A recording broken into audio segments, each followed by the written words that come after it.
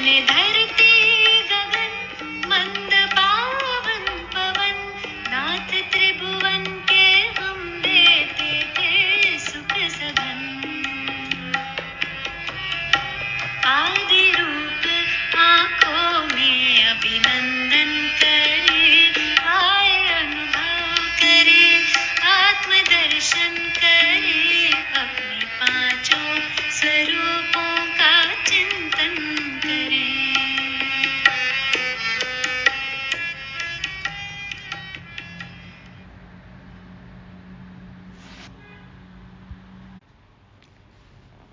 ओम शांति। सभी बंधन मुक्त मास्टर सुख करता अनुभवी मूर्त आत्माओं को सोमवार की गॉडली मॉर्निंग। आए अनुभव करें, अपने पांचों स्वरूपों का चिंतन करें।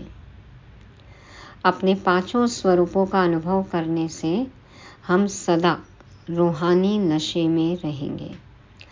आज बाबा हमें हमारी दिनचर्या बताते हैं कि कब क्या करना है। यदि हम श्रीमत अनुसार कर्मयोगी नहीं हैं तो अंत में ट्रिब्यूनल का सामना करना पड़ेगा, सजाएं खानी पड़ेंगी। इसलिए बाबा हमें दिन रात के लिए जो काम देते हैं वही करना है।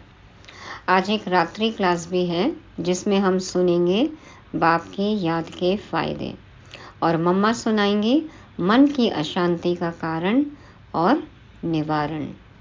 तारीख है आज 27 नवंबर 2023। सुनते हैं बाबा मम्मा की समझानी। मीठे बच्चे, दिन में शरीर निर्वाह अर्थ कर्म करो, रात में बैठ ज्ञान का सिमरण करो, बाप को याद करो, बुद्धि में स्वदर्शन चक्र फिराओ तो नशा चढ़ेगा। दिन में शरीर निर्वाह अर्थ कर्म करना है, लेकिन वो भी कैसे? कर्म योगी होकर बाबा की याद में हर कर्म करना है, बाबा को साथ लेकर हर कर्म करना है। और रात में बैठ के ज्ञान का सिमरण करना है, मनन चिंतन करना है, बाबा को याद करना है, बुद्धि में स्वदर्शन चक्र फिराना है। पूरे कल्प में हम क्या थे, क्या बन गए और अब क्या बन रहे हैं, क्या बनेंगे, ये चक्र फिराना है। तो बाबा कहते नशा चढ़ेगा। तो दिन रात हमें क्या करना है, बाबा ने बताया है, इसी अनुसार हमें कर्म करना है। प्रश्न है, माया किन बच्चों को याद में बैठने ही नहीं देती है? उत्तर है, जिनकी बुद्धि किसी न किसी में फंसी हुई रहती है, जिनकी बुद्धि को ताला लगा हुआ है, पढ़ाई अच्छी रीति नहीं पढ़ते हैं, माया उन्हें याद में बैठने नहीं देती। जिनका ज्ञान योग में इंटरेस्ट नहीं है, रुचि नहीं है, तो माया उनको बाबा की याद में बैठने नहीं देती। वह मन मनाभाव रह नहीं सकते, बाबा में उनका मन लगता ही नहीं है ना, मन इधर उधर भटकता है। फिर सर्विस के लिए भी उनकी बुद्धि चलती नहीं, बुद्धि और बातों में है, तो रूहानी सेवा के बारे में सोचते ही नहीं हैं। श्रीमत पर न चलने के कारण नाम बदनाम करते हैं, धोखा देते हैं, तो सजाएं भी खानी पड़ती हैं। जब श्रीमत अनुसार कर्म ही नहीं है, उल्टे कर्म हैं, तो बाबा का नाम तो बदनाम होगा ही ना। माना बाबा को धोखा दिया, तो गलत काम कर रहे हैं, तो सजाएं तो खानी पड़ेंगी। तो बाबा कहते हैं कि जिनकी बुद्धि और कहीं फंसी हुई है, बुद्धि को ताला लगा हुआ है, पढ़ाई नहीं पढ़ते, श्रीमत पर नहीं चलते, तो बाबा की याद में बैठते ही नहीं हैं, और बैठते भी हैं तो फिर माया अपना वार करती है, और माया के वार के कारण गलत कर्म होते हैं, तो सजा तो खानी पड़ेगी। गीत बजा।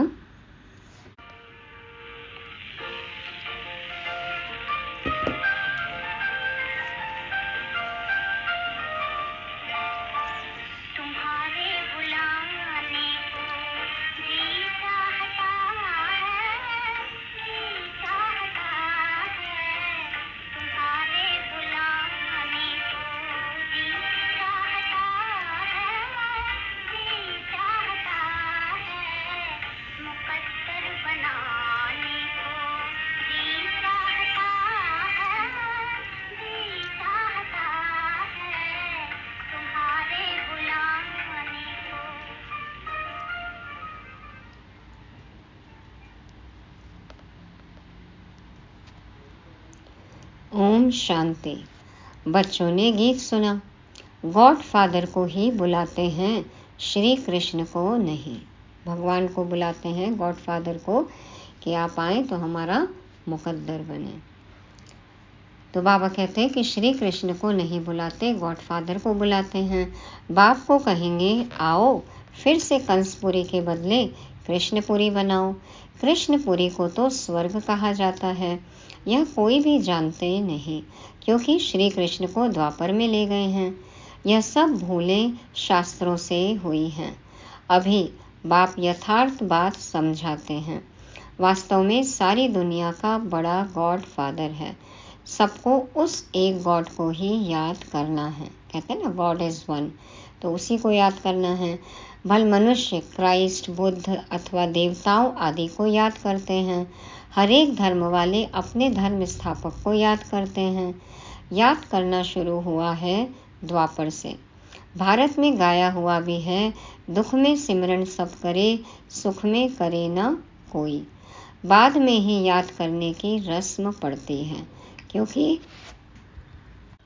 दुख है। जब से द्वापर से दुख चालू हुआ तो बाबा कहते हैं तब से याद करने की रस्म पड़ती है। पहले पहले भारतवासियों ने याद शुरू किया। उन्हों को देखते दूसरे धर्म वाले भी अपने धर्म स्थापक को याद करने लग पड़ते हैं। तो सबसे पहले हमने ही चालू किया ना ये काम। देखो, हमको ही देख के दुनिया वाले भी और बाद में आने वाली आत्माएं भी ये सब करने लग गई, अपने धर्म स्थापक को याद करने लग गई। और अभी हम देख रहे हैं सब अपने अपने धर्म में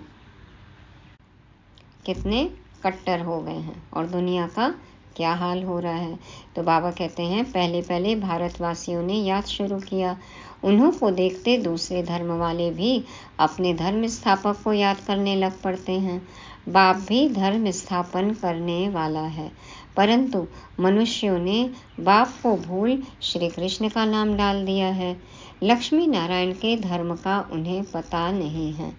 याद तो न लक्ष्मी नारायण को न श्री कृष्ण को करना है, याद एक बाप को करना है जो आदि सनातन देवी देवता धर्म की स्थापना कर रहे हैं। फिर जब यह भक्ति मार्ग में शिव की पूजा करने लगते हैं तो समझते हैं गीता का भगवान श्री कृष्ण हैं। उनको याद करते हैं। उन्हों को देख वह भी अपने धर्म स्थापक को याद करते हैं। यह भूल जाते हैं कि यह देवता धर्म भगवान ने स्थापन किया है। हम लिख सकते हैं कि गीता का सरमोनाइजर श्री कृष्ण नहीं, शिव बाबा है ना। गीता किसने सुनाई, किसने वांचन किया गीता का? तो श्री कृष्ण नहीं, वो तो निराकार शिव बाबा है। वह है निराकार। यह वंडरफुल बात हुई ना। किसी के पास भी शिव बाबा का परिचय नहीं है। खुद को ही कह देते ना, हम शिव हम। वह स्टार है। सब जगह शिव के मंदिर हैं, तो वह समझते हैं कि इतना बड़ा है, अखंड ज्योति तत्व है। परंतु वह तो महतत्व में रहते हैं, जहाँ आत्माएं रहती हैं। आत्मा का रूप बरोबर स्टार मिसल है। परम पिता परमात्मा भी स्टार है, परंतु वह नॉलेजफुल बीज रूप होने कारण उनमें ताकत है। कहते हैं ना, नॉलेज इज माइट। तो बाबा तो नॉलेजफुल है, बाबा बीज रूप है, शक्तिशाली है, ताकत है उनमें। आत्माओं का पिता परमात्मा को कहेंगे, बीज है ना, तो आत्माओं का पिता परमात्मा को कहेंगे। है वह निराकार। मनुष्य को तो ocean of knowledge, ocean of love कह न सकें। इसलिए समझाने वाले बच्चों में अथॉरिटी चाहिए, जिनकी बुद्धि विशाल हो। बुद्धि का ताला जिनका बंद है, न वो खुद समझेंगे न औरों को समझा सकते हैं। और किसी भी देहधारी को हम ज्ञान सागर या प्यार का सागर कह नहीं सकते। तो तुम सब में मुख्य है मम्मा। वंदे मातरम भी गाया हुआ है ना? कितनी विशाल बुद्धि मम्मा की। देखो, वंदे मातरम गाया हुआ है। कन्याओं द्वारा बाण मरवाए। अधर कन्या, कुंवारी कन्या का राज कहाँ है नहीं, सिर्फ मंदिर से ही सिद्ध होता है। जगदम्बा भी बरोबर है, परंतु वे जानते नहीं कि वह कौन है। माउंट आबू में ही है।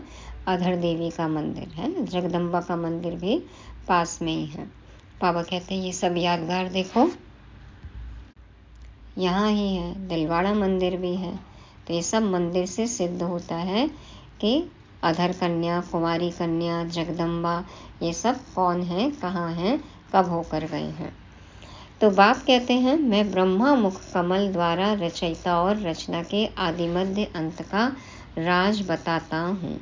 ड्रामा में क्या है यह मनुष्यों की बुद्धि में आना चाहिए। यह बेहद का ड्रामा है, इसके हम एक्टर हैं। तो ड्रामा के आदि मध्य अंत का राज बुद्धि में रहना चाहिए। जिनकी बुद्धि में यह रहता है उन्हें बहुत नशा रहता है। सारा दिन शरीर निर्वाह किया, रात को बैठ स्मृति में लाओ यह ड्रामा कैसे चक्र लगाता है। दिन भर तो चलो अपने कर्म हैं, पैसे कमाने हैं, जिम्मेदारी निभानी है, कर्तव्य हैं। तो बाबा कहते हैं रात को तो याद कर सकते हो ना, मनन चिंतन कर सकते हो। तो सोचो कि ये ड्रामा कैसे चक्र लगाता है। यही मनमना भाव है। ज्ञान का मनन चिंतन भी मनमना भाव है, क्योंकि चिंतन करते करते बाबा की याद में हो जाएंगे, मगन हो जाएंगे। तो बाबा कहते हैं कि यही मनमना भाव है। परंतु माया रात को भी बैठने नहीं देती है। एक्टर्स की बुद्धि में तो ड्रामा का राज रहना चाहिए ना, परंतु है बड़ा मुश्किल। कहाँ न कहाँ फंस पड़ते हैं तो बाबा बुद्धि का ताला बंद कर देते हैं। बहुत बड़ी मंजिल है। जब इंटरेस्ट ही नहीं है, रुचि ही नहीं है, तो फिर बाबा भी क्या करेंगे ना। ये तो बहुत बड़ी मंजिल है, खुद को ही तय करनी है। बाबा ने तो बता दिया है, विधि बता दी, तरीका बता दिया, लेकिन पुरुषार्थ तो खुद को ही करना है। अच्छी पढ़ाई वाले फिर तनख्वाह भी अच्छी लेते हैं ना। यह पढ़ाई है तो हमें भी ऊंच पद मिलेगा अच्छे से पढ़े तो ये पढ़ाई है। परंतु बाहर जाने से भूल जाते हैं, फिर अपनी मत पर चल पड़ते हैं। बाप कहते हैं मीठे बच्चे, श्रीमत पर चलने में ही तुम्हारा कल्याण है। यह है पतित दुनिया। विकार को पॉइजन कहा जाता है, जिसका सन्यासी लोग सन्यास करते हैं। यह रावण राज्य शुरू ही होता है द्वापर से। यह वेद शास्त्र आदि सब भक्ति मार्ग की सामग्री है।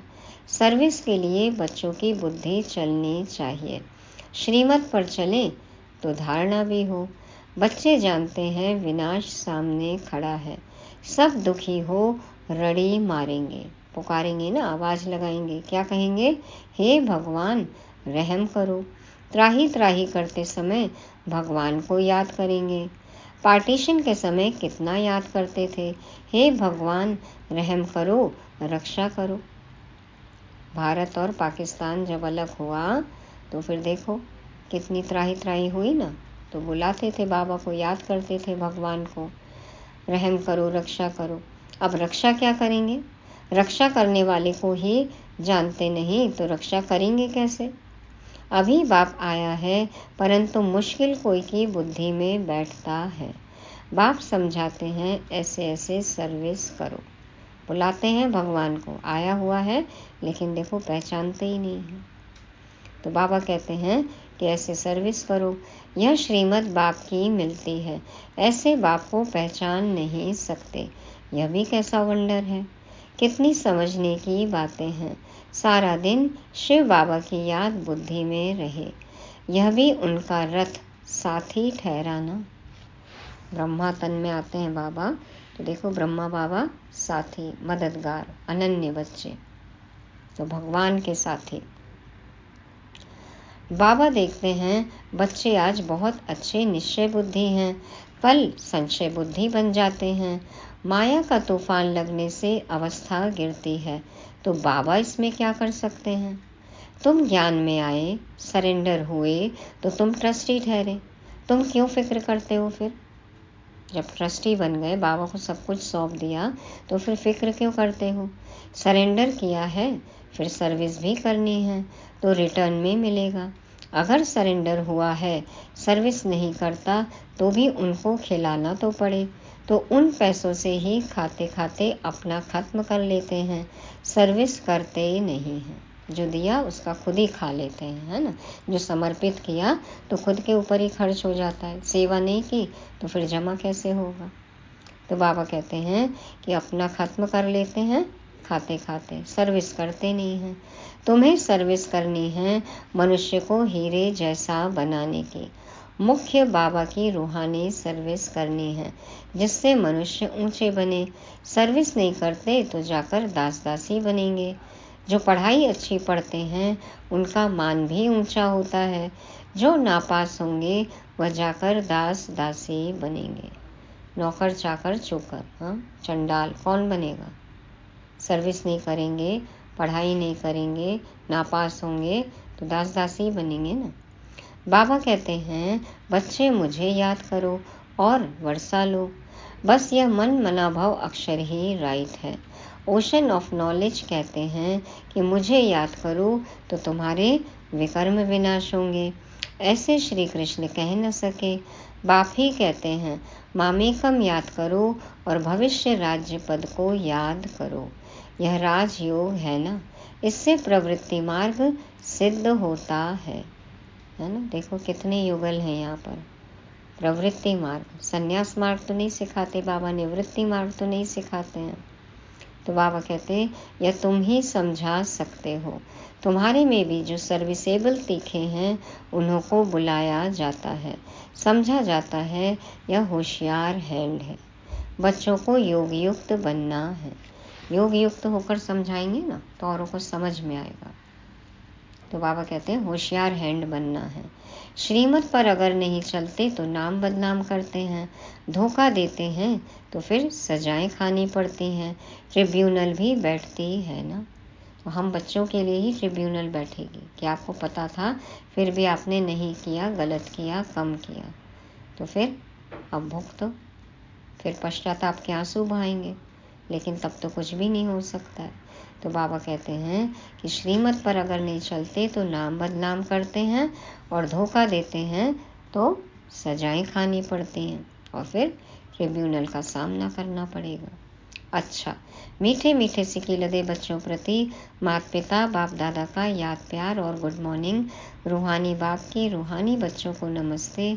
हम रूहानी बच्चों की रूहानी बाप दादा को याद प्यार, गुड मॉर्निंग और नमस्ते। शुक्रिया बाबा, शुक्रिया। अब एक रात्रि क्लास है। बच्चों को पहले पहले समझानी देनी है बाप की। बेहद का बाप ही हमको पढ़ाते हैं। गीता पढ़ने वाले श्री कृष्ण को भगवान कहते हैं, है ना। भक्ति में क्या किया, वो गीता पढ़ रहे हैं, सीख रहे हैं ना, पढ़ाई कर रहे हैं। आत्मा वही तो अभी तो सुन रहे हैं वो सच्ची गीता, तो वो श्री कृष्ण को ही भगवान कह देते। उन्हें समझाना है कि भगवान तो निराकार को कहा जाता है। देहधारी तो बहुत है, बिगर देह है ही एक, वह है ऊंचे से ऊंचा शिव बाबा। यह अच्छी रीत बुद्धि में बिठाओ। बेहद के बाप से बेहद का वर्षा मिलता है। वही ऊंच से ऊंच निराकार परमपिता परमात्मा है। वह है बेहद का बाप और यह है हद का बाप। और कोई 21 जन्मों का वर्षा नहीं देते हैं। ऐसा भी कोई बाप नहीं जिससे अमर पद मिले। ऐसा ऊंचा ज्ञान, ऊंचा पद, ऊंची प्रारब्ध और कोई दिला सकते हैं। अमर लोक है सतयुग, यह है मृत्यु लोक। तो बाप का परिचय देने से समझेंगे। बाप से वर्षा मिलता है जिसको दैवी स्वराज्य कहा जाता है, वह बाप ही देते हैं। वही पतित पावन गाया जाता है। वह कहते हैं अपने को आत्मा समझ मुझ बाप को याद करो तो पाप कट जाएंगे। पतित से पावन बन पावन दुनिया में चलने लायक बन सकते हो। कल्प कल्प बाप कहते हैं मामेकम याद करो। याद की यात्रा से ही पवित्र बनना है। अभी पावन दुनिया आ रही है, पतित दुनिया विनाश होनी है। पहले पहले बाप का परिचय दे, पक्का कराना है। जब पक्का बाप को समझ जाएं तब बाप से वर्षा मिले। निश्चय बुद्धि जो होंगे ना उन्हों को ही वर्षा मिलेगा।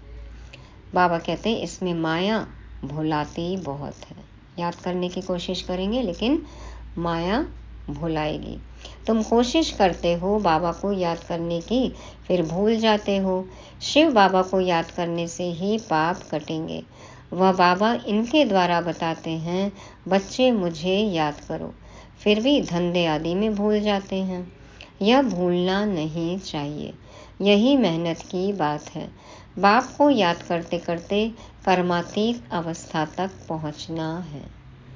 कर्म के फल के प्रभाव में नहीं आना है, संपूर्ण बनना है।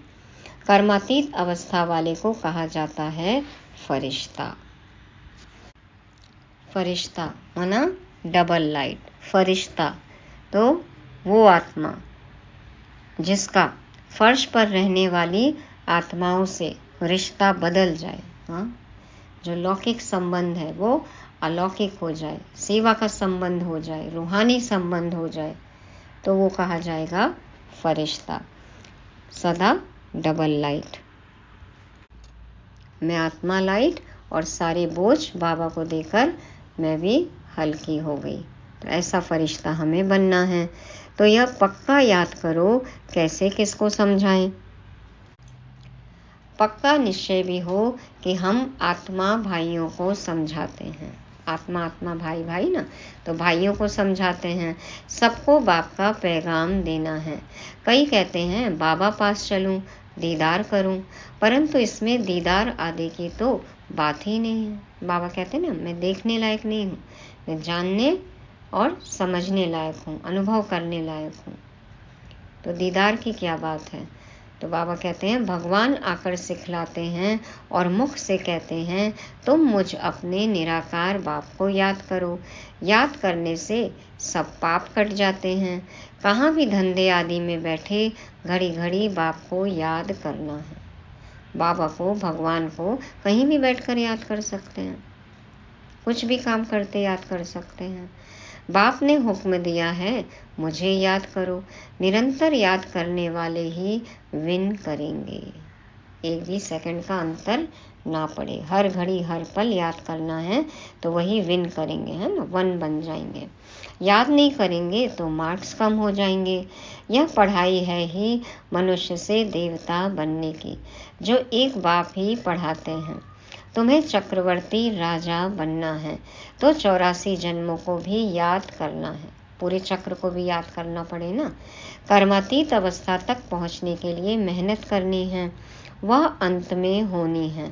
अंत कोई भी समय आ सकती है, इसलिए पुरुषार्थ लगातार करना है। अंत में करेंगे, बाद में करेंगे। अरे किस सेकंड हमारा अंत हो जाए, कब आत्मा शरीर से निकल जाए मालूम है। तो हमें तो लगातार पुरुषार्थ करना है, हर घड़ी अंतिम घड़ी है। नित्य तुम्हारा पुरुषार्थ चलता रहे। लौकिक बाप तुम्हें ऐसे नहीं कहेंगे कि देह के सभी संबंध छोड़ अपने को आत्मा समझो, शरीर का भान छोड़ मुझे याद करो तो पाप कटेंगे। यह तो बेहद का बाप ही कहते हैं, बच्चे मुझ एक की याद में रहो तो सब पाप कट जाएंगे, तुम सतो प्रधान बन जाएंगे। यह धंधा तो खुशी से करना चाहिए ना। ये धंधा किसके लिए? खुद के लिए है ना। पहले तो बाबा को याद करके अपने सब पाप काटने हैं और फिर औरों को भी यही बात बतानी है, यही रास्ता दिखाना है, ये धंधा करना है और खुशी से करना चाहिए ये काम। तो भोजन खाते समय भी बाप को याद करना है। याद में रहने का गुप्त अभ्यास तुम बच्चों का चलता रहे तो अच्छा है। कुछ भी कर्म करें, बाहर से किसी को कुछ भी पता ना चले, लेकिन मन बुद्धि बाबा में लगी रहे। अंदर किसको याद कर रहे हैं किसी को थोड़ी पता चलता है। तो बाबा से जुड़े रहना है। बाबा कहते हैं याद में रहने का गुप्त अभ्यास तुम बच्चों का चलता रहे तो अच्छा है, तुम्हारा ही कल्याण है। अपने को देखना है बाबा को कितना समय याद करता हूँ। अच्छा, मीठे मीठे सिकील दे बच्चों प्रति याद प्यार और गुड नाइट। ओम शांति। तो बाबा को याद प्यार और गुड मॉर्निंग। धारणा के लिए मुख्य सार है। पहला पॉइंट, मनुष्यों को हीरे जैसा बनाने की रूहानी सर्विस करनी है। कभी भी संशय बुद्धि बन पढ़ाई को नहीं छोड़ना है, ट्रस्टी होकर रहना है। दूसरा, शरीर निर्वाह अर्थ कर्म करते भी बाप को याद करना है। श्रीमत में अपना कल्याण समझ चलते रहना है, अपनी मत नहीं चलानी है। वरदान है, मनसा और वाचा की शक्ति को यथार्थ और समर्थ रूप से कार्य में लगाने वाले तीव्र पुरुषार्थी भव। मनसा और वाचा की शक्ति को यथार्थ और समर्थ रूप से कार्य में लगाने वाले तीव्र पुरुषार्थी भव। बाप दादा समझाते हैं, तीव्र पुरुषार्थी अर्थात फर्स्ट डिवीजन में आने वाले बच्चे संकल्प शक्ति और वाणी की शक्ति को यथार्थ और समर्थ रीति से कार्य में लगाते हैं। वे इसमें लूज नहीं होते। जो फर्स्ट डिवीज़न में आने वाले तीव्र पुरुषार्थी हैं, वो अपना एक भी संकल्प और अपना एक भी बोल व्यर्थ नहीं करते।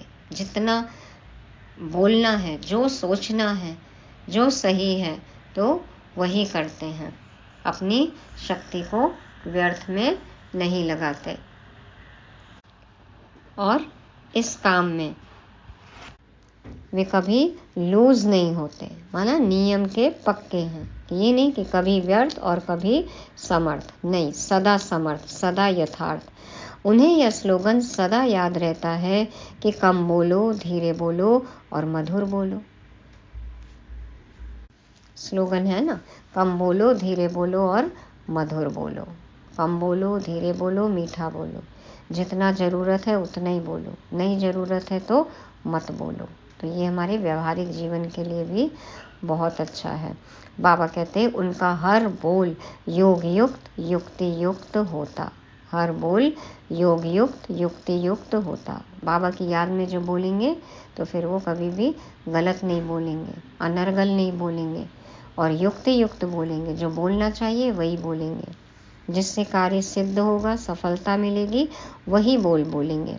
वे आवश्यक बोल ही बोलते, व्यर्थ बोल, विस्तार के बोल बोलकर अपनी एनर्जी समाप्त नहीं करते। बोलने में कितनी एनर्जी जाती है ना, तो वे अपनी एनर्जी को वेस्ट नहीं करते ज़्यादा बोलकर, और वे सदा एकांत प्रिय रहते हैं। एक के अंत में खोए रहेंगे तो फिर सही बोल ही निकलेंगे। जितना बोलना है उतना ही बोलेंगे। एकांत प्रिय। एक बाबा में ही मन बुद्धि लगी हुई है तो हमेशा सार युक्त बोल ही निकलेंगे। देहधारियों के व्यर्थ संग से बचेंगे, एक के अंत में ही खोए रहेंगे। एकांत ही उन्हें अच्छा लगेगा। बाबा के साथ रहना, खुद के साथ, खुदा के साथ रहना बहुत अच्छा लगेगा। और फिर देखो, बाबा के साथ ही रहेंगे तो कितनी एनर्जी बचती है ना। एनर्जी बचती है तो और क्रिएट भी होती है, वेस्ट तो होती ही नहीं है। तो सदा ये स्लोगन याद रहे, कम बोलो, धीरे बोलो, मीठा बोलो। और मन में एक और धारण कर ले, ज़रूरत नहीं है तो मत बोलो। स्लोगन है, संपूर्ण नष्टो मोहा वह है जो मेरेपन के अधिकार का भी त्याग कर दे।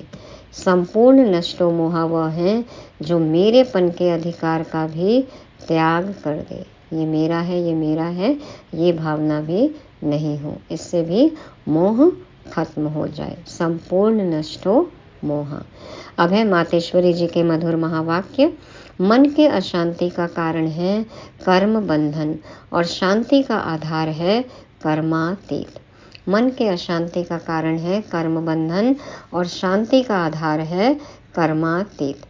वास्तव में हर एक मनुष्य की यह चाहना अवश्य रहती है कि हमको मन की शांति प्राप्त हो जावे, इसलिए अनेक प्रयत्न करते आए हैं, मगर मन को शांति अब तक प्राप्त नहीं हुई। इसका यथार्थ कारण क्या है? अब पहले तो यह सोच चलना जरूरी है कि मन के अशांति की पहली जड़ क्या है। मन की अशांति का मुख्य कारण है कर्म बंधन में फंसना। जब तक मनुष्य इन 5 विकारों के कर्म बंधन से नहीं छूटे हैं, तब तक मनुष्य अशांति से छूट नहीं सकते। जब कर्म बंधन टूट जाता है तब मन की शांति अर्थात जीवन मुक्ति को प्राप्त कर सकते हैं। अब सोच करना है यह कर्म बंधन टूटे कैसे। तो मम्मा ने समझाया कि मन की शांति की कामना सभी को है, लेकिन मन अशांत क्यों होता है? यदि हम कर्म बंधन में फंसे हैं तो 5 विकारों के कारण होता है कर्म बंधन, और कर्म बंधन से छूटेंगे तब हमें होगा शांति का अनुभव। अब ये कर्म बंधन टूटे कैसे और उसे छुटकारा देने वाला कौन है? यह तो हम जानते हैं, कोई भी मनुष्य आत्मा किसी भी मनुष्य आत्मा को छुटकारा दे नहीं सकती। कोई भी देहधारी किसी भी देहधारी को कर्म बंधन से छूटने का रास्ता नहीं बता सकती है। तो कोई भी मनुष्य आत्मा किसी भी मनुष्य आत्मा को छुटकारा दे नहीं सकती। यह कर्म बंधन का हिसाब किताब तोड़ने वाला सिर्फ एक परमात्मा है। वही आकर इस ज्ञान योग बल से कर्म बंधन से छुड़ाते हैं। इसलिए ही परमात्मा को सुखदाता कहा जाता है। जब तक पहले यह ज्ञान नहीं है कि मैं आत्मा हूँ, असल में मैं किसकी संतान हूँ, मेरा असली गुण क्या है, जब यह बुद्धि में आ जाए तब ही कर्म बंधन टूटे। मैं कौन, मेरा कौन और मेरा असली गुण क्या है, ये बात समझनी है, तब हम कर्म बंधन से छूट जाएंगे। अब यह नॉलेज हमें परमात्मा द्वारा ही प्राप्त होती है। गोया परमात्मा द्वारा ही कर्म बंधन टूटते हैं। अच्छा, ओम शांति।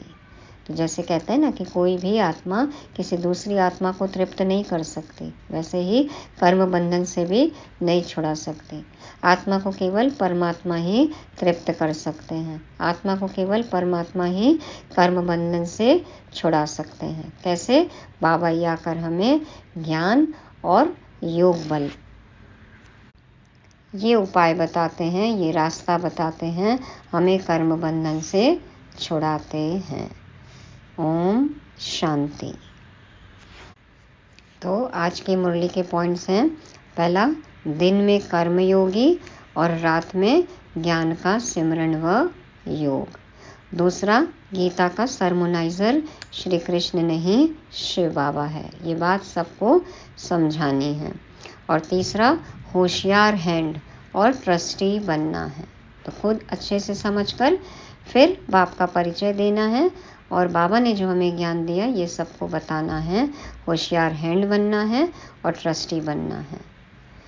चौथा, एकांत प्रिय और सदा के लिए एकांत प्रिय। ये नहीं कि कभी कभी हमको संगठन में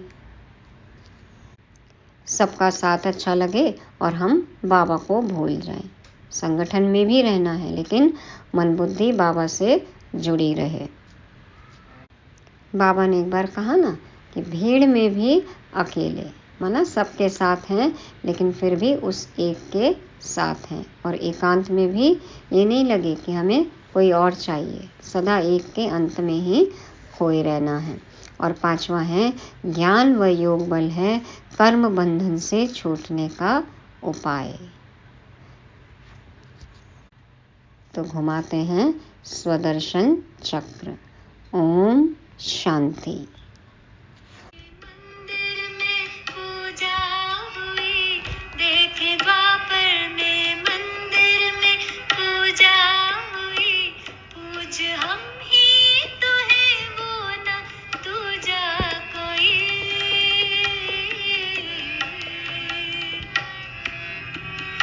वो कतारों में करबद्ध करते नमन, वो कतारों में करबद्ध करते नमन, करते पूर्ण कामना भक्त वत्सल नयन। कितनी श्रद्धा से वो भक्ति पूजन करे, आए अनुभव करे, आत्मदर्शन करे, अपने पांचों स्वरूपों का चिंतन करे।